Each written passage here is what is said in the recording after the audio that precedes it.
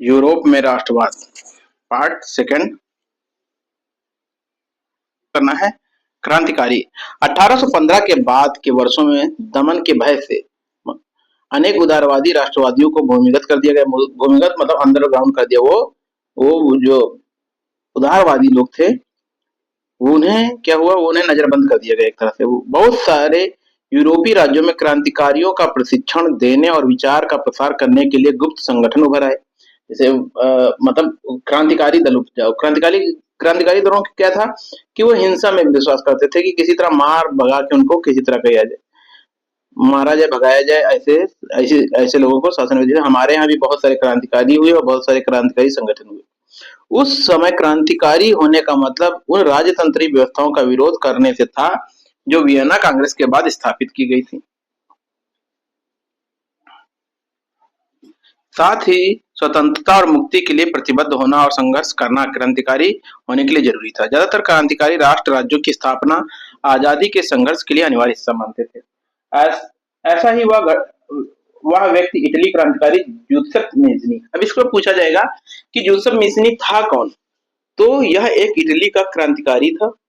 इसका जन्म 1805 में जिनेवा में हुआ था। वह कार्नोबरी नामक, अब इसका संगठन भी देख लिया, कार्नो कार्बोनारी नामक गुप्त संगठन का सदस्य बना। 24 साल की युवावस्था में लिगुरिया में क्रांति करने के लिए उसे बहिष्कृत कर दिया गया। 24 साल की युवावस्था में, यंग एज में, लिगुरिया में जब उसने रिवोल्ट किया तो उसे बहिष्कृत कर दिया गया, वहां से हटा दिया गया, निकाल दिया गया। तत्पश्चात उसने दो और भूमिगत संगठनों की स्थापना की। पहला था मार्सेई में यंग इटली। अब यंग इटली ध्यान रखिए, यंग इटली। दूसरा बर्न में यंग यूरोप। तो कौन हो गया? यंग इटली और यंग यूरोप, जिसके सदस्य पोलैंड, फ्रांस, इटली और जर्मनी राज्यों के समान विचार रखने वाले युवा थे। मेसनी का विश्वास था कि ईश्वर की मर्जी के अनुसार राष्ट्र ही मनुष्यों की प्राकृतिक इकाई थी। इटली छोटे राज्यों और प्रदेशों के पैबंदों की तरह नहीं रह सकता था। उसे जोड़कर राष्ट्रों को व्यापक गठबंधन के अंदर एकीकृत गणतंत्र बनाना ही था। यह एकीकरण ही इटली के मुक्ति का आधार हो सकता था। और उसके इस मॉडल को देखा देखी फ्रांस, जर्मनी, स्विट्जरलैंड और पोलैंड में भी गुप्त संगठन कायम हो गए। किसे? मेजनी को देखकर ही और जगह ऐसे संगठन कायम हो जाते हैं। और मेसनी द्वारा राजतंत्र का घोर विरोध करके प्रजातंत्र, गणतंत्रों की स्थापना अपने स्वप्न में से मेसनी ने रूढ़िवादिता को हरा दिया और मैटरनिख ने उसे हमारी सामाजिक व्यवस्था का सबसे खतरनाक दुश्मन बताया। किसने? मैटरनिख ने बताया। अब जोसेफ मेसनी और बर्न में 1933 में यंग यूरोप की स्थापना का एक चित्र दिया गया है। आगे देखते हैं। क्रांतिकारी युग यहाँ से शुरू होता है। अब मेजनी से क्वेश्चन तो बनना ही बनना है, ये ध्यान रखिएगा।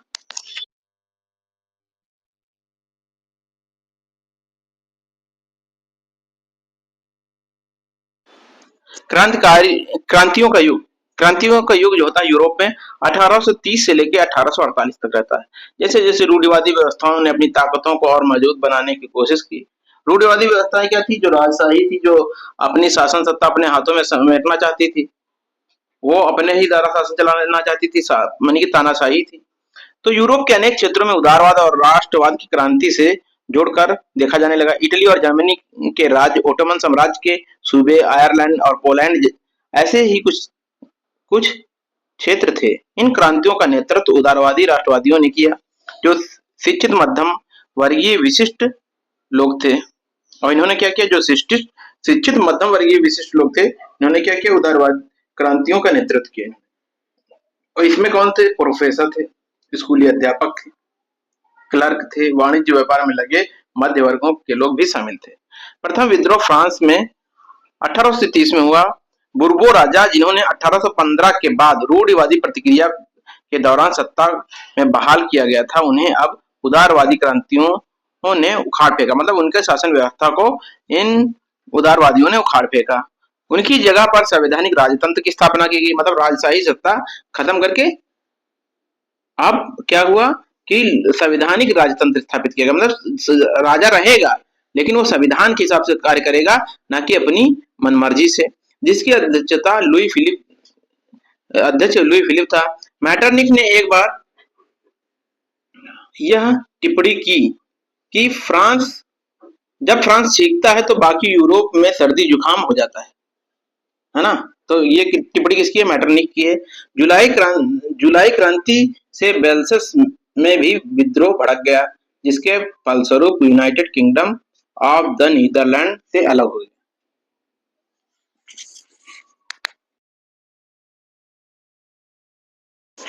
United Kingdom of the Netherlands जो पहले यूनाइटेड किंगडम के अंदर ही था, तो यूनाइटेड किंगडम ऑफ नीदरलैंड से अलग हो गया। अब क्या हुआ आगे? एक घटना जिसने पूरे यूरोप के शिक्षित अभिजात वर्ग में राष्ट्रीय भावना का संचार किया, वह थी यूनान का स्वतंत्रता संग्राम। अब यहाँ पर जो पूरे यूरोप में एकदम से बदलाव आता है, और शिक्षित अभिजात वर्ग होते हैं, जो बड़े लोग होते हैं और शिक्षित होते हैं, उन्होंने राष्ट्रीय भावना का संचार किया और यूनान का स्वतंत्रता संग्राम शुरू होता है। 15वीं सदी से यूनान ओटोमन साम्राज्य का हिस्सा था। यूनान जिसे हम लोग बोलते हैं ग्रीस बोलते थे, जिसे ग्रीस, तो ये ओटोमन साम्राज्य का हिस्सा था, मतलब टर्की का हिस्सा था। यूरोप में क्रांतिकारी उदारवाद की प्रगति से यूनानियों का आजादी के लिए संघर्ष 1821 से प्रारंभ हो गया। यूनान में उदारवादियों के निर्वसन में रह रहे यूनानियों के साथ पश्चिमी यूरोप के अनेक लोगों का भी समर्थन मिला। अब ये समर्थन मिला तो जो प्राचीन यूनानी संस्कृति थी उसके प्रति सहानुभूति ये लोग रखते थे। कवियों और कलाकारों ने यूनान को यूरोपीय सभ्यता का पालना बताकर प्रशंसा की और एक मुस्लिम साम्राज्य के विरुद्ध यूनान के संघर्ष के लिए जनमत जुटाया। अब ये क्या जानते हैं कि जितने ज्यादा बड़े बड़े जो कलाकार हुए, कवि हुए, वो कहाँ से संबंधित रहते थे? वो यूनान से संबंधित रहते थे। तो यूनान को बताया गया कि ये सब यूरोपीय सभ्यता का जो है पालना है। कौन? यूनान एक देश है और यूरोप एक क्या है? आपका एक महाद्वीप है। तो बताया गया जो यूनान है ये पूरे यूरोप का जो है क्या है? सभ्यता का पालना है। पालना मतलब समझ रहे हैं ना, एक झूला की तरह का है कि सारा जो है जो पूरा यूरोप इस पालने में आके जरूर विश्राम करता है। यूनान के पालने से ही सीखता है। तो अंग्रेज कवि लॉर्ड बायरन ने धन इकट्ठा किया और बाद में युद्ध में लड़ने के लिए भी गए, और वहां 1824 में बुखार से उनकी मृत्यु हो गई। अंततः 1832 में कुस्तुतुनिया की संधि ने यूनान को एक स्वतंत्र राष्ट्र की मान्यता प्रदान कर दी, और यहाँ से यूनान आजाद होता है। यहाँ यूनान की क्रांति खत्म होती है। अब यूनान की क्रांति के बाद हम आते हैं रोमानी कल्पना और राष्ट्रीय भावना। राष्ट्रवाद के विकास केवल युद्धों और क्षेत्रीय विस्तार से नहीं हुआ। राष्ट्र के विचार का निर्माण में संस्कृति ने एक अहम भूमिका निभाई। कला, काव्य, कहानियां, किस्से, संगीत ने राष्ट्रवादी भावनाओं को गढ़ने और व्यक्त करने में सहयोग दिया। आइए हम रूमानीवाद को भी देखें, जो एक ऐसा सांस्कृतिक आंदोलन था जो एक खास तरह की राष्ट्रीय भावना का विकास करना चाहता था। आमतौर पर रोमानी कलाकार और कवियों ने तर्क वितर्क और विज्ञान के महिमा मंडन की आलोचना करी, और उनकी जगह भावनाओं और अंतर्दृष्टि और रहस्यवादी भावनाओं पर जोर दिया। मतलब ये विज्ञानवाद को नहीं मान रहे थे, तर्क वितर्क को नहीं मान रहे थे, लेकिन उसमें भावना प्रधान था इनका। अंतर्दृष्टि, अंतर के मन को समझने, अंतर की सूझ को जानने पर ये जोर दे रहे थे। उनका प्रयास था कि एक साझा सामूहिक विरासत की अनुभूति और एक साझा सांस्कृतिक अतीत को राष्ट्र का आधार बनाया जाए। अब देखिए आगे जो एक दार्शनिक होते हैं, जर्मन दार्शनिक योहान ग्रॉटफ्रीड जैसे रोमानी चिंतकों ने दावा किया कि सच्ची जर्मन संस्कृति उसके आम लोगों में निहित थी, और राष्ट्र की सच्ची आत्मा लोकगीतों में, जनकाव्य और लोक नृत्यों से प्रकट होती है। तो ये तो बात सत्य है कि किसी राष्ट्र की जो आत्मा होती है तो कहीं ना कहीं उनके लोकगीतों में, जनकाव्य और लोक नृत्यों से प्रकट होती है। ये तो बात सच है। कहीं भी हो, किसी क्षेत्र की कुछ, हर एक क्षेत्र का एक अपना अलग अलग गीत संगीत होता है ना। आप यहाँ पे चले जाइए, भोजपुरी गीत अलग है, हमारे अवधी क्षेत्र का अलग है, और महाराष्ट्र में अलग है, केरल में अलग है, तो ये वहाँ के लोकगीत, जनकाव्य इनमें सब में प्रकट होता है ना? यहाँ पे एक यूलिन दलाक्रोस ऑफ मैसेकर एट क्रियोस 1924 में एक कलाकृति में दिखाया गया है। यह विशाल चित्र था, एक घटना को चित्रित करता है जिसमें कियोस द्वीप पर कहा जाता है कि तुर्कों ने 20,000 यूनानियों को मार डाला। दलाक्रोव ने घटना नाटकीय बनाकर महिलाओं और बच्चों की पीड़ा का केंद्र बिंदु बनाते हुए चटख रंगों का प्रयोग करके देखने की भावनाओं को उभार कर यूनानियों के प्रति सहानुभूति जगाने का प्रयास किया है। ठीक है। आगे देखिए।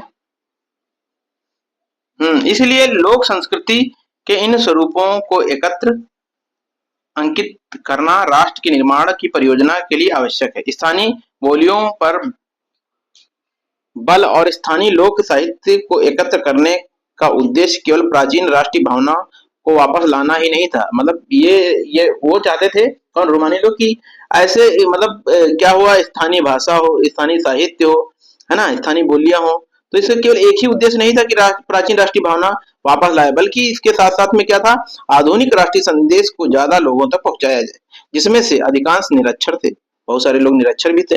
यह खासतौर पर पोलैंड पर लागू होता था, जिसका 18वीं सदी के अंत में रूस, प्रासा और ऑस्ट्रिया जैसी बड़ी शक्तियों ने विभाजन कर दिया था। किसको? किसको? पोलैंड को। यद्यपि पोलैंड अब स्वतंत्र भूक्षेत्र नहीं था, किंतु संगीत भाषा के जरिए राष्ट्रीय भावना जीवित रखी गई। मसलन कैरोल कुरपिस्की ने राष्ट्रीय संघर्ष को अपने ओपेरा और संगीत के गुणगान किया, और पोलेनेस और मजूरका जैसे ये नृत्य हैं, लोक नृत्य को राष्ट्रीय प्रतीकों में बदल दिया। ये एक तरह के नृत्य होते थे, तो हर एक जगह के अपने अपने नृत्य होते हैं, है ना।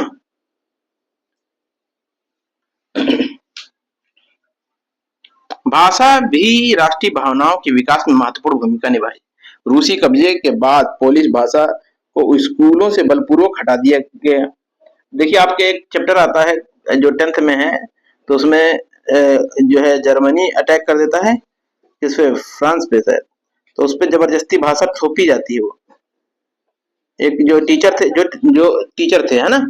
तो इसी तरह इसमें भी बताया कि रूसी कब्जे के बाद पोलिश भाषा के स्कूलों से बलपूर्वक रूसी भाषा को हर जगह जबरन लाद दिया गया।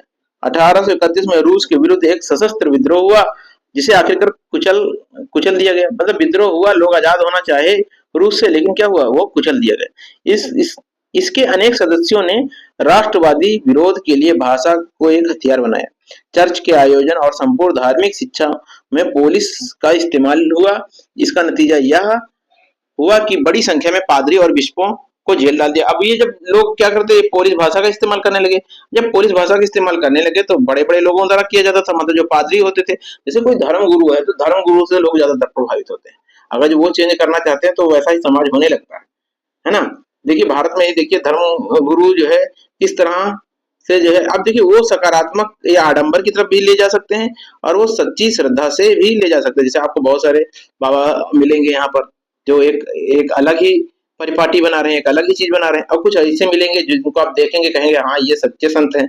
जैसे आप प्रेमानंद महाराज जी को देखिए इंडिया में, तो वो उनके पास देखिए, उनके पास मुस्लिम भी जाएगा, सिख भी जाते हैं, पंजाबी भी जाते हैं, ईसाई भी जाते हैं, सब जाते हैं। तो वो सच्चा मार्ग दिखाते हैं, इसलिए सब लोग उनके पास मतलब बिना झिझक के चले जाते हैं।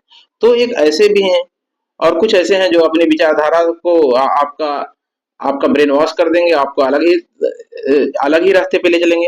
तो जब इन्होंने किया, जहां वहां पे बिशप और पादरियों ने, तो क्या किया गया, वो भाषा का प्रचार कर रहे थे। अब जब वो भाषा का प्रचार करने लगे, तो इनको क्या किया गया, भैया ये तो गड़बड़ कर रहे हैं, इस तरह राष्ट्रवाद की भावना जागेगी। तो उनको क्या गया, उठा के जेल में डाल दिया गया। रूसी अधिकारियों ने सजा देते हुए साइबेरिया जेल भेज दिया, क्योंकि उन्होंने रूसी भाषा का प्रचार करने से इनकार कर दिया। अब उन्होंने कहा कि भैया रूसी भाषा का प्रचार तो नहीं करेंगे हम यहाँ के हैं, तो उन्होंने साइबेरिया की जेल भेज। साइबेरिया बहुत ठंडा क्षेत्र है, सबसे ज्यादा ठंडी वहीं होती है। पोलिश भाषा रूसी प्रभुत्व के विरुद्ध संघर्ष के प्रतीक के रूप में देखी जाती थी। पोलिश भाषा मतलब ये भाषा ही हो गई कि एक, अब देखिए यहाँ पर एक सबसे अच्छी चीज ये थी, अन्य देशों में भी देखिए कि वहां की भाषा को महत्ता दी जाती। हमारे यहाँ हम लोग अपनी भाषा को ही महत्ता नहीं दे पाते, हिंदी को तो बहुत ही ज्यादा। अब पूरे देश में तो देखिए जाके, हिंदी को कुछ जगह पे है अच्छी पहचान। साउथ में चले जाइए तो आप वो लोग अपने ही देश की भाषा है, लेकिन उसको उतनी अच्छी नजर से नहीं देखते। वो इंग्लिश बोलेंगे लेकिन हिंदी बोलना उनको पहाड़ है। रह रहे हैं इंडिया में, तो ये समस्या का ये कहीं ना कहीं केंद्र बिंदु बन जाता है। लेकिन हमारे विचार से उस भाषा का भी सम्मान करना चाहिए, और हिंदी को प्रमोट ज्यादा करना चाहिए। इंग्लिश हालांकि सीखिए, अब जरूरी है, लेकिन अब जैसे देखिए वहां पे लोगों ने क्या किया, भाषा, वो लोग उसका प्रचार नहीं किए, जेल जाना मंजूर किया उन्होंने। तो ये, लेकिन हमारे यहाँ की स्थिति कुछ अलग हो जाती है, तो भाषा का प्रचार में थोड़ा सा ढीले हो जाते लोग, है ना, बोलने में हिचकते हैं, और जो हिंदी बोलता है उसको थोड़ा सा निम्न समझा जाने लगता है, और जो इंग्लिश बोलता है उसको तो बहुत ज्यादा अच्छे से माना जाता है। तो एक एक लोगों के अंदर एक ऐसा मिथ बना हुआ है। अब आते हैं भूख, कठिनाइयां और जन विद्रोह। 1830 के दशक में क्या होता है, 30 का दशक यूरोप में भारी कठिनाइयां लेकर आया। 19वीं सदी के प्रथम भाग में पूरे यूरोप में जनसंख्या में जबरदस्त वृद्धि हुई। ज्यादातर देशों में नौकरी ढूंढने वालों की तादाद उपलब्ध रोजगार से अधिक थी। ग्रामीण क्षेत्रों में अतिरिक्त आबादी शहर जाकर भीड़ भरी गरीब बस्तियों में रहने लगी। नगरों के लघु उत्पादकों को अक्सर इंग्लैंड से आयातित मशीन से बने सस्ते कपड़ों से प्रतिस्पर्धा करने पड़ता था। इंग्लैंड में औद्योगिकरण के स्तर स्तर महाद्वीप से ऊंचा था, और महाद्वीप को यह प्रतिस्पर्धा कपड़ा उद्योग में ज्यादा झेलनी पड़ रही थी, क्योंकि उनका उत्पादन मुख्यतः घरों, छोटे कारखानों में होता था, केवल आंशिक रूप से मशीनीकृत था। यूरोप के उन इलाकों में जहां कुलीन वर्ग अभी भी सत्ता में था, कृषक सामंत शुल्कों और जिम्मेदारियों का बोझ तले दबे थे। मतलब जो कृषक सामंती शुल्कों, जो सामंत होता था उनसे बहुत तरह तरह के ऋण लेता था, बहुत तरह की जिम्मेदारियां देता था, उससे कृषक भी परेशान था। खाने पीने की चीजों का मूल्य बढ़ने लगा। किसी वर्ष फसल खराब हो जाने होने के शहर और गांव में व्यापक गरीबी फैल जाती थी। अब फसल खराब हो गई तो शहर वाले भी गरीब हो गए, और ये गांव वाले भी। अब यहाँ पर एक कृषक विद्रोह का दृश्य भी दिखाया गया है कि उनमें कैसे कैसे विद्रोह हुआ। आगे देखिए 1848 एक ऐसा ही वर्ष था जहां खाने पीने की कमी और व्यापक बेरोजगारी। पेरिस के लोग सड़कों पर तो उतर आए, जगह जगह अवरोध लगाए गए, और लुई फिलिप को भागने पर मजबूर किया गया। राष्ट्रीय सभा नेशनल असेंबली ने गणतंत्र की घोषणा करते हुए 21 वर्ष से ऊपर सभी वयस्क पुरुषों को मताधिकार दे दिया। अब यहाँ देखिए सबको मताधिकार मिल गया। हमारे यहाँ भी मताधिकार नहीं था, हमारे यहाँ भी मताधिकार बाद में मिला है सबको। पहले हमारे यहाँ मताधिकार नहीं था, फिर जाके धीरे धीरे धीरे धीरे सबको मताधिकार मिलना शुरू हुआ। मताधिकार मतलब वोट डालने का अधिकार, अपनी पसंद का नेता चुनने का अधिकार।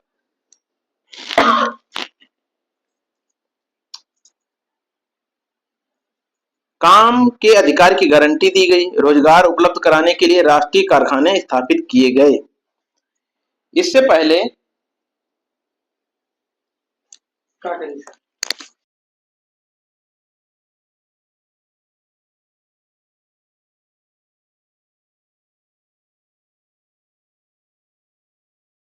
हम्म, इससे पहले 1845 में सिलेसिया में बुनकरों ने उन ठेकेदारों के खिलाफ विद्रोह कर दिया जो उन्हें कच्चा माल देकर निर्मित कपड़ा लाते थे, परंतु दाम बहुत कम थे। पत्रकार विलियम वोल्फ ने सिलेसिया के एक गांव की घटना का इस प्रकार वर्णन किया है। उन्होंने गांव के बारे में बताया है कि इस गांव में सूती कपड़ा बुनने का व्यवसाय सबसे व्यापक है। श्रमिकों की हालत बहुत खस्ता है। काम के लिए बेताब लोगों की फायदा उठाकर ठेकेदारों ने बनवाए जाने वाले माल के कीमत गिरा दी है। 4 जून को 2 बजे बुनकर की एक भीड़ अपने घर से निकली और दो कतारों में चलते हुए ठेकेदारों की कोठी पहुंची। वे ज्यादातर मजदूरी की मांग कर रहे थे कि ज्यादा मजदूरी दी जाए हमें। उनके साथ कभी घृणा का व्यवहार किया गया तो कभी धमकियां दी गई। इसके बाद भीड़ घर में जबरदस्ती घुस गई और चमचमाती खिड़कियां, फर्नीचर, चीनी मिट्टी के बनी नफीस चीजें तोड़ दी। एक अन्य गुट ने भंडार गृह में घुसकर कपड़े और के भंडार को लूटकर उसे तार तार कर दिया। ठेकेदार अपने परिवार के साथ पड़ोस के गांव भाग गया। हालांकि ऐसे व्यक्ति को उस गांव में शरण देने से इनकार कर दिया, और सेना वह 24 घंटे बाद सेना को बुलाकर उसकी मदद से लौटा। इसके बाद जो टकराव हुआ उसमें 11 बुनकरों को गोली मार दी गई। अब यहाँ एक बहुत ज्यादा ट्रेजिडी हो जाती है। अब 1848 की उदारवादी क्रांति शुरू होती है। 1848 में अनेक यूरोपीय देशों में गरीबी, बेरोजगारी, भुखमरी ग्रस्त किसान मजदूर विद्रोह कर रहे थे। तब उनके समांतर पढ़े लिखे मध्यम वर्गों को की एक क्रांति भी हो रही थी और फरवरी 1848 की घटना ने राजा को गद्दी छोड़नी पड़ी और एक गणतंत्र की घोषणा की गई जो अभी पुरुषों के सार्विक मताधिकार पर आधारित थी। मतलब पुरुषों को ही मत देने का अधिकार था। यूरोप के अन्य भागों में जहां अभी तक स्वतंत्र राष्ट्र राज्य अस्तित्व में नहीं आए थे, जैसे जर्मनी था, इटली,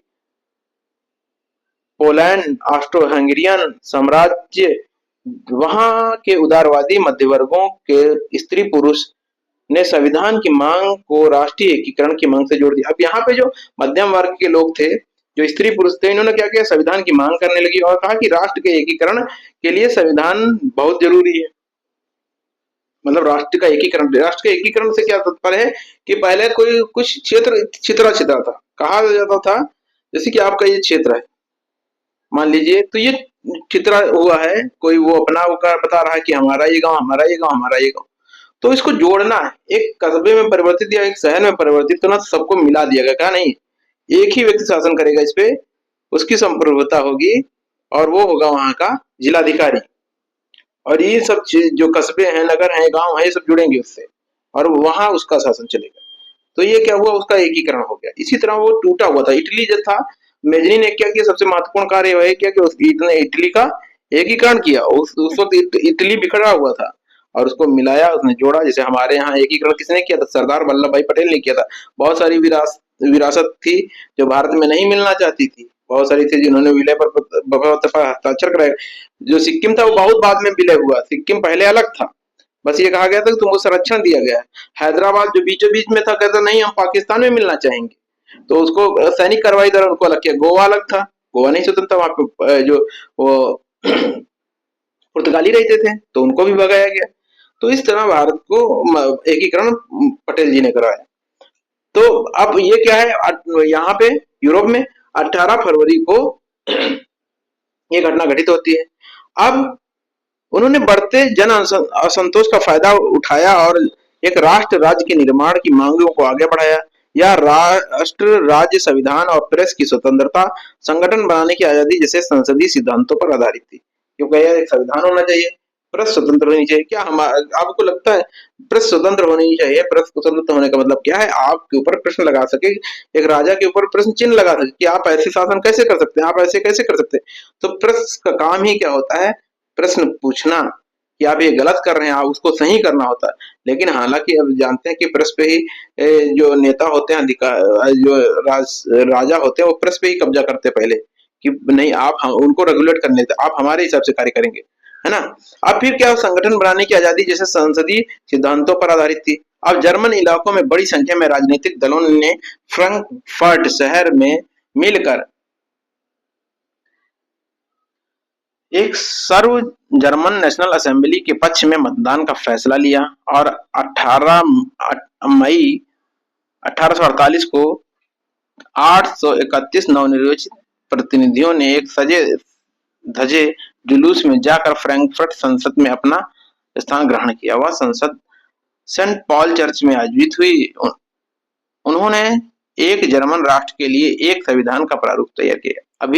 अब यहाँ जर्मनी की बात हो रही, और इस राष्ट्र की अध्यक्षता एक ऐसे राजा को सौंप दी गई जिसने संसद के अधीन रहना होता था। मतलब गणतंत्र रहेगा लेकिन जो है क्या होगा, वहां एक राजा रहेगा लेकिन वो संसद के हिसाब से कार्य करेगा। जब प्रतिनिधि ने प्राशा के एक राजा फ्रेडरिक विल्हेम चतुर्थ को ताज पहनाने की पेशकश की तो उसने उसे अस्वीकार कर उन राजाओं का साथ दिया जो निर्वाचित सभा के विरोधी थे। जहां कुलीन वर्ग और सेना का विरोध बढ़ गया और वहीं संसद के सामाजिक आधार कमजोर हो गया। संसद में मध्य वर्गों का प्रभाव अधिक था, जिन्होंने मजदूरों कारीगरों की मांग का विरोध किया, जिससे वे समर्थन खो बैठे और अंत में सैनिक बुलाया गया और असेंबली भंग होने पर मजबूर हो गई। तो ये कहानी थी वहां की। अब उसमें आगे क्या होता है, उदारवादी आंदोलन के अंदर महिलाओं को राजनीतिक अधिकार प्रदान करने का मुद्दा विवादास्पद था। हालांकि आंदोलन में मतलब महिलाओं को राजनीतिक अधिकार नहीं दिया गया, ना वो चुनाव लड़ सक रही हैं, ना चुनाव में मतदान दे सक रहे हैं। हालांकि आंदोलन में वर्षों में बड़ी संख्या में महिलाओं ने सक्रिय रूप से भाग लिया था। महिलाओं ने अपनी राजनीतिक संगठन स्थापित किए, अखबार भी शुरू किए उन्होंने, और राजनीतिक बैठकों और प्रदर्शनों में शिरकत करी। इसके बावजूद भी उन्हें असेंबली में चुनाव के दौरान मताधिकार से वंचित रखा गया। जब सेंट पॉल चर्च में फ्रैंक जब सेंट पॉल चर्च में फ्रैंकफर्ट संसद की सभा आयोजित की गई, तब महिलाओं ने केवल प्रेक्षकों की हैसियत से दर्शक दीर्घा में खड़े होने दिया गया। मतलब कहा गया कि आप मताधिकार का ना प्रयोग कर सकते हैं, ना निर्वाचित हो सकते हैं, आप दर्शक बन सकते हैं, प्रेक्षक बन सकते हैं, वहां खड़े होकर देख सकते हैं। हालांकि रूढ़वादी ताकतें जो थी 1848 में उदारवादी आंदोलन को दबा पाने में कामयाब हुई, किंतु पुरानी व्यवस्था बहाल नहीं कर पाई। राजाओं को यह समझ में आना शुरू हो गया कि उदारवादी राष्ट्रवादी क्रांतिकारियों को रियासतें देकर क्रांति और दमन के चक्र को समाप्त किया जा सकता है। उन्होंने कहा कि इनको थोड़ा लालच दिया जाए, प्रलोभन दिया जाए, जिसे और ये दमन चक्र समाप्त किया जाए। अतः 1848 के बाद के वर्षों में मध्य और पूर्वी यूरोप में निरंकुश राजशाहियों ने उन परिवर्तनों को आरंभ किया जो पश्चिमी यूरोप में 1815 के पहले हो चुके थे। इस प्रकार हैम्बर्स मताधिकार वाले क्षेत्र में रूस भूदासत्व और बंधुआ मजदूरी समाप्त कर दिया। अभी ये क्या हुआ, वहां पे बंधुआ मजदूरी होती थी, भूदासत्व होता था, मतलब भूमि का उनको दास बना लिया जाता था, उनसे मजदूरी कराई जाती थी। और मजदूरी भी कैसे किया जाता था, खाना दिया जाता था जैसे जानवर नहीं पाले जाते हैं आजकल, वैसे ही कुछ उनकी दशा थी, जानवरों जैसा बिहेव किया जाता था। मान के चलिए कि वो जीवित थे, लेकिन पशुओं से भी बदतर, आजकल के पशुओं से भी, आजकल के डॉगीज होते हैं उनसे भी बदतर उनकी जिंदगी थी, है ना। तो इसको समाप्त किया गया, बंधुआ मजदूरी को।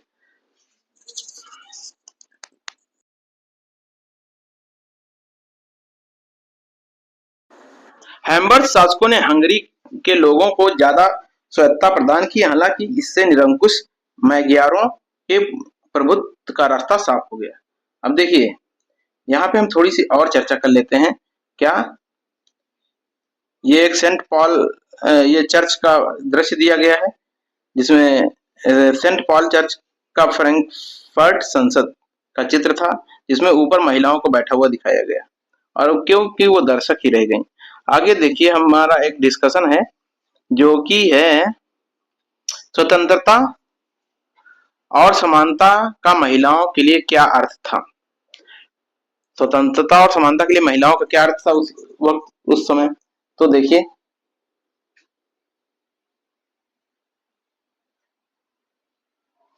उदारवादी राजनीतिक कार्ल वेलकर ने, जो फ्रैंकफर्ट संसद का एक निर्वाचित सदस्य, उसने अपने विचार कैसे लिखे। प्रकृति ने पुरुष और महिलाओं को अलग अलग कार्य करने के लिए निर्मित किया है। पुरुष ज्यादा ताकतवर है, दोनों में एक में ज्यादा निर्भीक और मुक्त है। पुरुष जो है ज्यादा ताकतवर है, दोनों में से ज्यादा निर्भीक और मुक्त है। उसे परिवार का रखवाला और पालन पोषण करने वाला बनाया गया। वो एक सदस्य उसका बता रहा है, फ्रैंकफर्ट संसद का। वह कानून उत्पादन तथा प्रतिरक्षा के क्षेत्र में सार्वजनिक कार्यों के लिए है। जो महिला कमजोर, निर्भय और दब्बू है, उसे पुरुष की सुरक्षा की आवश्यकता है। उसका क्षेत्र घर, बच्चों की देखभाल, परिवार का पालन पोषण है। क्या हमें कोई प्रमाण चाहिए इन भेदों को बाद लिंग में बराबरी केवल परिवार के मेल मिलाप और गरिमा को खतरे में डाल देगी। आगे देखिए, लुई ऑटो पीटर्स एक राजनीतिक कार्यकर्ता थी, ये महिला है, जिसने महिलाओं की एक पत्रिका और तत्पश्चात एक नारीवादी राजनीतिक संगठन की इन्होंने स्थापना करी। और अखबार ये क्या रहा कि उसे अखबार 21 अप्रैल 1849 में प्रथम अंक में एक संपादकीय छापा गया। संपादकीय क्या होता है, आप देखे होंगे न्यूज़पेपर में एक पार्ट होता है जो बहुत बड़ा लेख होता है, उसमें वो उसे संपादकीय कहते हैं। उसको पढ़ा करिए, अच्छी चीज होती है उसमें। तो उसमें छापा गया। आइए हम यह पूछें कि कितने पुरुष जो स्वतंत्रता के लिए जीने मरने के विचारों से ओतप्रोत हैं, सभी लोगों जिनमें इंसानों की आजादी के लिए तैयार होंगे, जब उनसे यह प्रश्न पूछा जाएगा वे बड़ी आसानी से जवाब देंगे हाँ। हालांकि उनके अथक प्रयास केवल आधी मानव जाति के फायदे के लिए हैं, यानी कि पुरुष के लिए, मगर स्वतंत्रता तो अविभाज्य है। अतः स्वतंत्र पुरुषों को परतंत्र से घिरे रहना मंजूर नहीं होना चाहिए। उस अखबार के एक अनाम पाठक ने 25 जून 1850 को संपादक को निम्न पत्र भेजा। अब उन्होंने उसको उस उनको किसको भेजा जाता है? एक कार्यकर्ता थी ऑटो पीटर्स, इनको फिर पत्र एक भेजता है एक पाठक जो पढ़ता है। महिलाओं को राजनीतिक अधिकारों से वंचित रखना वाकई बेतुका, अब वो लिखता है अपने विचार, बेतुका और अविवेकपूर्ण है। जब उन्हें संपत्ति का अधिकार है जिसका वे इस्तेमाल करती हैं, जिम्मेदारियां भी उठाती हैं, हालांकि उन्हें वे लाभ नहीं मिलते जो उसी के लिए पुरुषों को मिलते हैं। यह अन्याय क्यों? क्या यह लज्जा की बात नहीं कि सबसे मूर्ख मवेशी पालक को मत देने का अधिकार सिर्फ इसलिए है क्योंकि वह पुरुष है? मतलब एक बेवकूफ से बेवकूफ व्यक्ति है तो वो मत देने के लिए उसे मत देना का अधिकार है, लेकिन एक महिला को नहीं है। क्यों? क्योंकि वो महिला है। मतलब पागल दे सकता है मत, लेकिन वो महिला नहीं दे सकती। वो ये कह रहा है। आगे फिर क्या कह रहा है कि जबकि अत्यंत काबिल महिलाओं को जो काफी संपत्ति की मालकिन है इस हक से वंचित रखा जाता है, यद्यपि वे राज्य के रखरखाव में इतना ज्यादा योगदान देती हैं। आगे देखिए, ये हमारा वो लेख था जो इम्पोर्टेंट था एक डिस्कशन के लिए। अब हम आते हैं इटली और जर्मनी का निर्माण। जर्मनी क्या सेना राष्ट्र का निर्माता हो सकती है? जर्मनी क्या सेना राष्ट्र का निर्माता हो सकती है? तो 1848 के बाद यूरोप में राष्ट्रवाद का जनतंत्र और क्रांति से अलगाव होने लगा। राज की सत्ता को बढ़ाने और पूरे यूरोप में राजनीतिक प्रभुत्व हासिल करने के लिए रूढ़िवादियों ने अक्सर राष्ट्रवादी भावनाओं का इस्तेमाल किया। तो ये जो राष्ट्रवादी भावनाओं को इस्तेमाल किसने किया? रूढ़िवादियों ने। इससे उस प्रक्रिया में देखा जाता था जिसमें जर्मनी और इटली को एकीकृत होकर राष्ट्र राज्य बने। और कौन राष्ट्र राज्य सबसे पहले बनते हैं? जर्मनी और इटली। आपने देखा जैसे राष्ट्रवादी भावनाएं मध्यवर्गीय जर्मन लोगों में काफी व्याप्त थी। उन्होंने 1848 में जर्मन महासंघ विभिन्न इलाकों में जोड़कर एक नवनिर्वाचित संसद द्वारा शासित राष्ट्र राज्य बनाने का प्रयास किया था, मगर राष्ट्र निर्माण की यह उदारवादी पहल राजशाही और फौज की ताकत ने मिलकर दबा दी। उनका प्रासा के बड़े भूस्वामियों ने भी समर्थन किया। उसके पश्चात प्रासा ने राष्ट्रीय एकीकरण के आंदोलन का नेतृत्व संभाला और उनका प्रमुख मंत्री ऑटो वान बिस्मार्क इस प्रक्रिया का जनक था। इसने प्रासा की सेना और नौकरशाही की मदद ली। 7 वर्ष के दौरान ऑस्ट्रिया, डेनमार्क, फ्रांस से 3 युद्धों में प्रासा की जीत हुई और एकीकरण की प्रक्रिया संपन्न होती है। तो ये बिस्मार्क करता है कहाँ? जर्मनी में। जनवरी 1871 में वायसराय में हुए एक समारोह में प्रासा के राजा विलियम प्रथम को प्रासा के राजा को जर्मनी का सम्राट घोषित किया जाता है। 18 जनवरी को और 1871 को सुबह बेहद ठंडी थी। जर्मन राज्यों ने राजकुमारों, सेना के प्रतिनिधि और प्रमुख मंत्री ऑटो वान बिस्मार्क समेत प्रासा के महत्वपूर्ण मंत्रियों की बैठक वायसराय के महल के बेहद ठंडे Sheesh Mahal hall of mirrors में हुई। सभा ने प्रासा के काइजर विलियम प्रथम के नेतृत्व में एक जर्मन साम्राज्य की घोषणा करी। अब उन्होंने एक जर्मन साम्राज्य की घोषणा कर दी विलियम प्रथम के नेतृत्व में। अब देखिए शीश महल का यहीं से चलन हुआ कि शीश महल मतलब बहुत ही शानो शौकत वाला महल होना चाहिए जो कि बहुत सुंदर हो। अभी कुछ दिनों पहले दिल्ली में यही कहा गया शीश महल, क्योंकि वहां चुनाव हुए तो वहां मंत्री को बताया गया कि शीश महल क्या है, शीश महल क्या है। आगे देखिए, जर्मनी के राष्ट्र निर्माण प्रक्रिया में प्रासा राज्य की शक्ति को, प्रभुत्व को दर्शाता है। यहाँ से प्रश्न उठेगा, जर्मनी का एकीकरण कैसे हुआ, क्या हुआ, उदारवादियों ने क्या किया और किसने किया, किसको सम्राट घोषित किया गया, कहाँ का था? तो प्रासा का था। कौन था? बिस्मार्क था।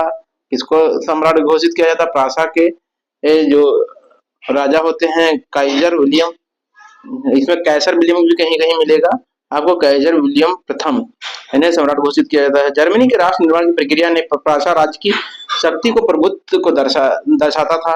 नए राज्य की जर्मनी में मुद्रा, बैंकिंग, कानूनी और न्यायिक व्यवस्थाओं ने आधुनिकीकरण पर काफी जोर दिया और प्रासा द्वारा उठाए गए कदम और उसकी कार्रवाइयां बाकी जर्मनी के लिए अक्सर एक मॉडल बनी। ये जर्मनी का एकीकरण पूरा होता है। प्रश्न पूछा जाएगा यहाँ से, इसको समझिएगा एक बार। नहीं होगा तो वीडियो देख लीजिएगा, स्पीड बढ़ा के देख लीजिएगा, रिवाइज कर लीजिएगा, तो आपके लिए अच्छा रहेगा। मैं कोई टॉपिक नहीं छोड़ रहा हूँ जिससे आपको कहीं ऐसे पूछना पड़े, नहीं तो मैं इंपॉर्टेंट पॉइंट पढ़ाने पे ध्यान देता तो शायद जल्दी खत्म होता चैप्टर। अब आते हैं इटली पे। जर्मनी की तरह इटली में भी राजनीतिक विखंडन का एक लंबा इतिहास रहा। इटली अनेक वंशानुगत राज्यों तथा बहुराष्ट्रीय हैम्बर्स साम्राज्य में बिखरा हुआ था। इटली भी बिखरा हुआ था। अब यहाँ पे एक मानचित्र आपको दिखेगा प्राचा का, फिर आपको दिखेगा और जो है ऑस्ट्रिया वगैरह का, है ना।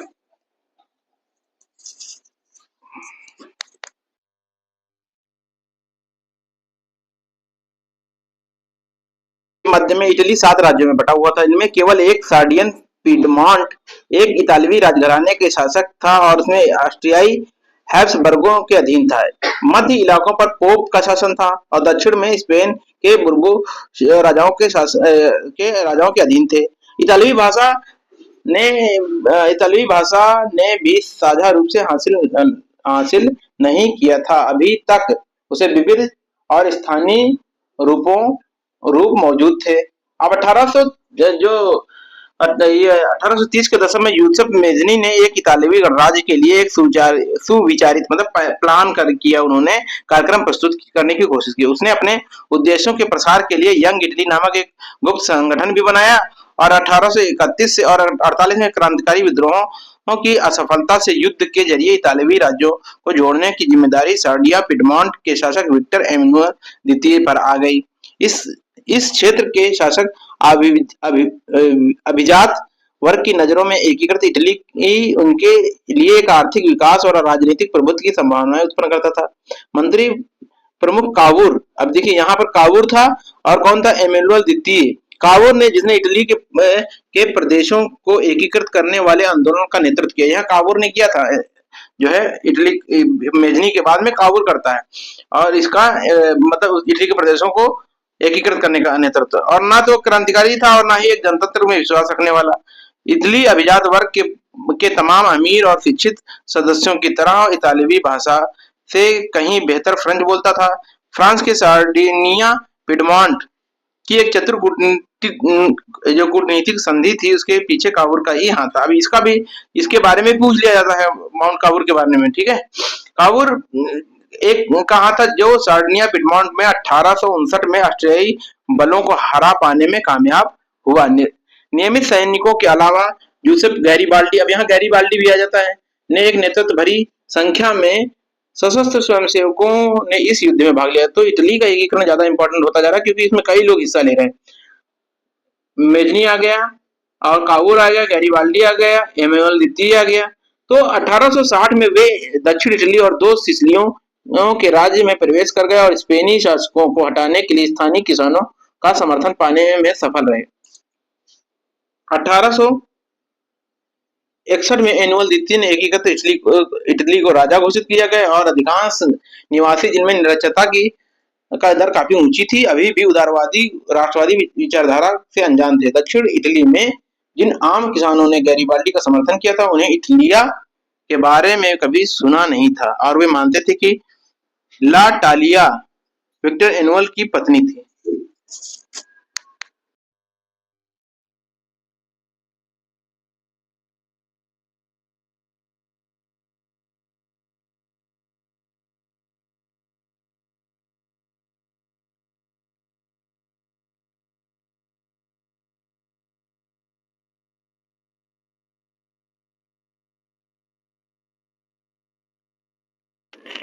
अब पढ़ते हैं ब्रिटेन की अजीब दास्तान। कुछ विद्वानों ने तर्क दिया कि राष्ट्र और राष्ट्र या राष्ट्र राज्य का मॉडल या आदर्श ग्रेट ब्रिटेन है। ब्रिटेन में राष्ट्र राज्य का निर्माण अचानक हुई कोई उथल पुथल या क्रांति का परिणाम नहीं था।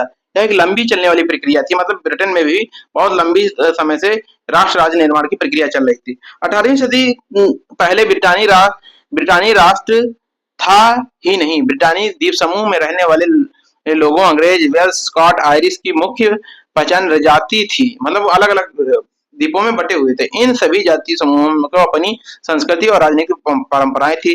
जैसे कि जैसे जैसे राष्ट्र आंग्ल राष्ट्रों की धन दौलत अहमियत और सत्ता में वृद्धि होती गई, वह द्वीप समूह के अन्य राष्ट्रों पर अपना प्रभुत्व बढ़ाने में सफल हुआ। एक लंबे टकराव और संघर्ष के बाद आंग्ल संसद ने 1688 में राजतंत्र की ताकत छीन ली और इस संसद के माध्यम से राष्ट्र राज्य का निर्माण हुआ और जिसमें केंद्र में इंग्लैंड था। इंग्लैंड और स्कॉटलैंड के बीच एक्ट ऑफ यूनियन से United Kingdom of great Britain का यहाँ पर गठन होता है। इससे मतलब जो ब्रिटेन है अलग है और यहाँ स्कॉटलैंड मिल रहा है तो ग्रेट ब्रिटेन बन रहा है। जिसे इंग्लैंड व्यवहार में स्कॉटलैंड पर अपना प्रभुत्व जमा पाया।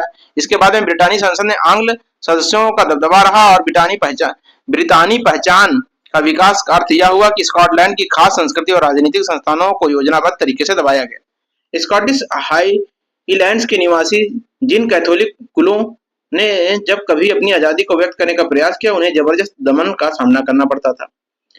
स्कॉटिश हाईलैंड के लोगों ने अपनी गोयलिक भाषा बोलने और अपनी राष्ट्रीय पोशाक पहनने की मनाही थी। मतलब वो अपनी भाषा भी नहीं बोल सकते और ना पोशाक पहन सकते थे। उन्हें बहुत सारे लोगों ने अपने वतन को छोड़ने पर भी मजबूर हुए। वहां से कुछ लोग पलायन कर गए, हट गए। अब यहाँ पे थोड़ा सा गैरीबाल्डी का मैं वो दे देता हूँ परिचय, क्योंकि गैरीबाल्डी इंपॉर्टेंट है। जोसेफ गैरीबाल्डी संभवतः इटली का स्वतंत्रता सेनानियों में मशहूर है। उसका संबंध ऐसे परिवार से था जो तटीय व्यापार में संलग्न था और वह स्वयं व्यापारिक नौसेना का नाविक था।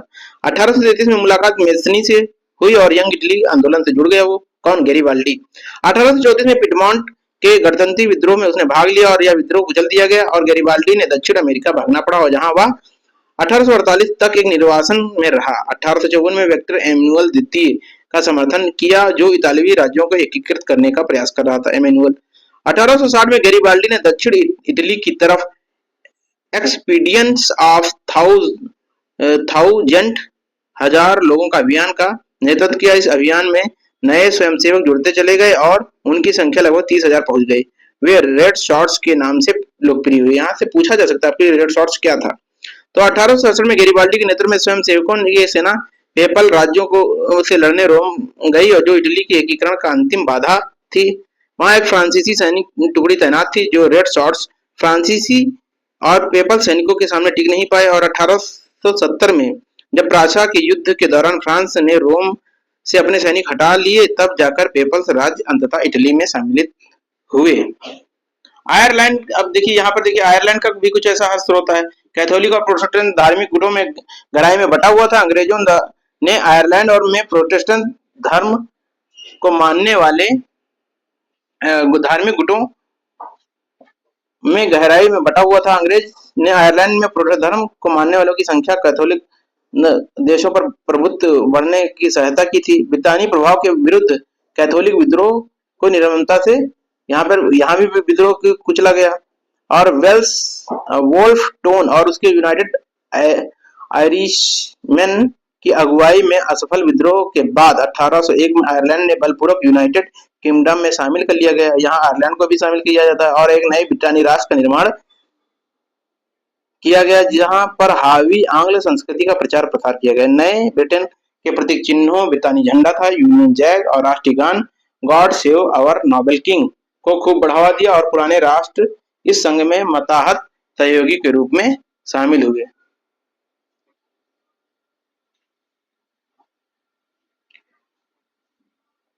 अब आता है राष्ट्र की दृश्य कल्पना। राष्ट्र की दृश्य कल्पना में क्या है? किसी शासक को एक चित्र या मूर्ति के रूप में अभिव्यक्त करना आसान है, किंतु एक राष्ट्र के चेहरा कैसे दिया जा सकता है? 18वीं शताब्दी और 19वीं सदियों के कलाकारों ने राष्ट्र के मानवीकरण करके इस प्रश्न को हल किया। उन्हें दूसरे शब्दों में उन्होंने एक देश को यूं चित्रित किया जैसे कि कोई एक व्यक्ति हो। उस समय राष्ट्रों को नारी वेश में प्रस्तुत किया जाता था। मतलब राष्ट्र जो होते हैं वो नारी भाव में प्रस्तुत किए जाते थे। राष्ट्र को एक व्यक्ति का जामा पहनाते हुए जिस नारी को चुना गया वह असल जीवन में कोई खास महिला नहीं थी। यह तो राष्ट्र के अमूर्त विचार था कि राष्ट्र इस तरह का होगा, ठोस रूप से प्रदान करने का प्रयास था, यानी नारी की छवि राष्ट्र का रूपक बन गई। यहाँ पे ध्यान रखिएगा इस चीज को, फीमेल को एक राष्ट्र का रूप दे दिया गया। आपको याद होगा फ्रांसीसी क्रांति के दौरान कलाकारों ने स्वतंत्रता, न्याय और गणतंत्र जैसे विचारों को व्यक्त करने के लिए नारी रूपक का प्रयोग किया था। जो शुरुआत में हमने बताया था कि ये इस तरह जो चित्र दिखाया गया था तो ये इसी तरह था। इन आदर्शों में विशेष वस्तुओं और प्रतीकों को व्यक्त किया गया था। जैसे कि आपको याद होगा स्वतंत्रता का प्रतीक लाल टोपी और टूटी जंजीर और इंसाफ को आमतौर पर ऐसी महिला के प्रतीकात्मक रूप से व्यक्त किया जाता है जिसकी आंखों पर पट्टी बंधी हुई होती है और हाथ में तराजू होता है। तो क्या होता है, इंसाफ की ये देवी होती है। लेकिन हमारे यहाँ अभी कुछ जल्दी परिवर्तन हुआ, तो क्या हुआ, आंख की पट्टी हटा हटा दी गई है। पहले एक जो मूर्ति होती थी महिला की, उसे न्याय की देवी माना जाता था और वो आंख पे काली पट्टी बंधी होती थी और हाथ में तलवार होती थी। लेकिन अब क्या किया गया, पट्टी हटा दी गई और वहां पे तलवार की जगह संविधान दे दिया गया हाथ में।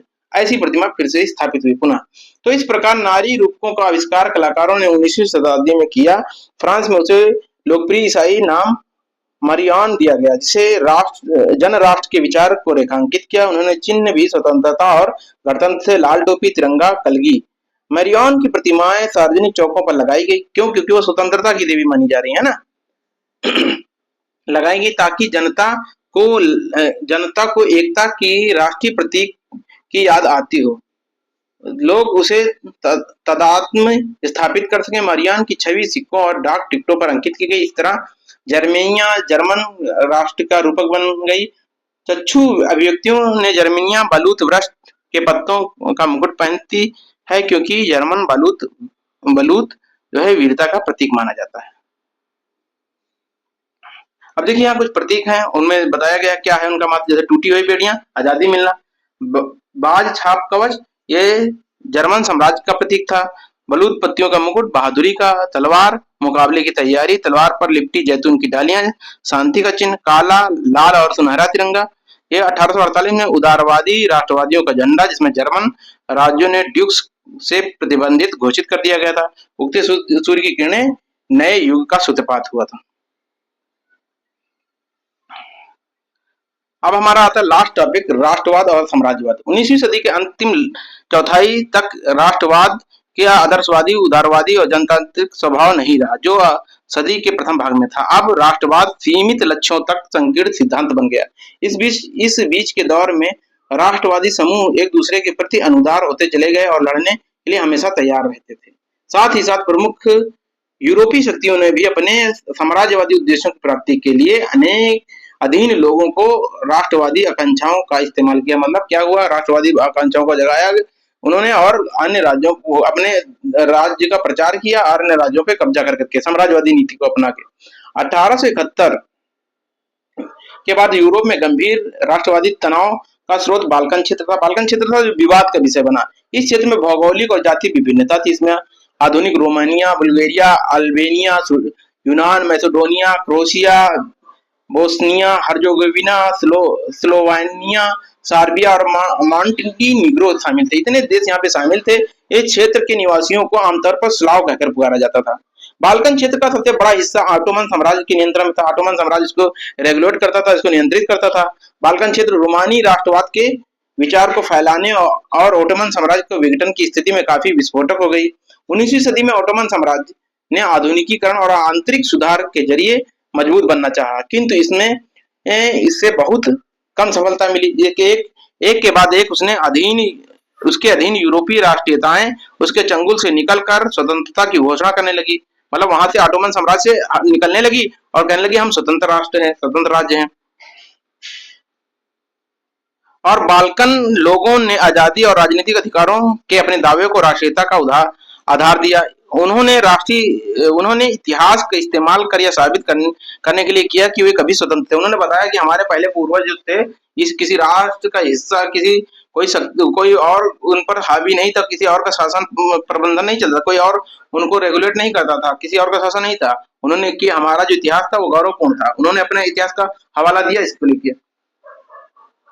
तत्पश्चात विदेशी शक्तियों ने उन्हें अधीन कर लिया। बाद में उन्होंने मतलब कुछ विदेशी शक्तियां आई, उनको अधीन कर लिया। पहले वो स्वतंत्र राज्य थे। अतः बाल्कन क्षेत्र में विद्रोही राष्ट्रीय समूह ने अपने संघर्ष को लंबे समय तक खोई आजादी को वापस लाने का प्रयास के रूप में देखा। जैसे जैसे स्लाव राष्ट्रीय समूहों ने अपनी पहचान और स्वतंत्रता की परिभाषा तय करने की कोशिश की, बाल्कन क्षेत्र गहरे टकराव का क्षेत्र बन गया। बाल्कन राज्यों एक दूसरे से भारी ईर्ष्या करते थे और हर एक राज्य अपने लिए ज्यादा से ज्यादा इलाका हथियाने में उम्मीद करने लगा कि वो बाल्कन क्षेत्र था, वो सोच रहा हम हथिया लें। तो इसमें एक संघर्ष जब हित टकराना शुरू हुए राष्ट्रों के, वो अपनी साम्राज्यवादी नीतियों पर आए, वहां पे कब्जा करने सोचने लगे, तो वहां पर संघर्ष की स्थिति पैदा होनी तय थी। बाल्कन राज्य एक दूसरे से भारी ईर्ष्या करते थे। हर एक अपने ज्यादा इलाके हथियाने की उम्मीद करता था। परिस्थितियों और अधिक जटिल इसलिए हो गई क्योंकि बाल्कन क्षेत्रों में बड़ी शक्तियां बीच प्रतिस्पर्धा होने लगी। इस समय यूरोपीय शक्तियों के बीच व्यापार और उपनिवेशों के साथ नौसैनिक और सैन्य ताकत के लिए गहरी प्रतिस्पर्धा थी। जिस तरह बाल्कन समस्या आगे बढ़ी उसमें यह प्रतिस्पर्धाएं खुलकर सामने आई।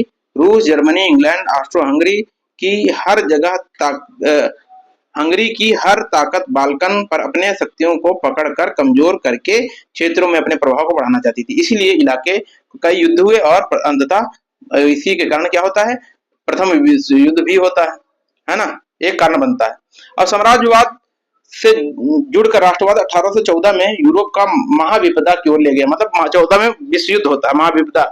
इस बीच विश्व के अनेक देशों ने जिनका 19वीं सदी में यूरोपीय शक्तियों के बीच उपनिवेशीकरण किया था, साम्राज्यवादी प्रभुत्व का विरोध करने लगे।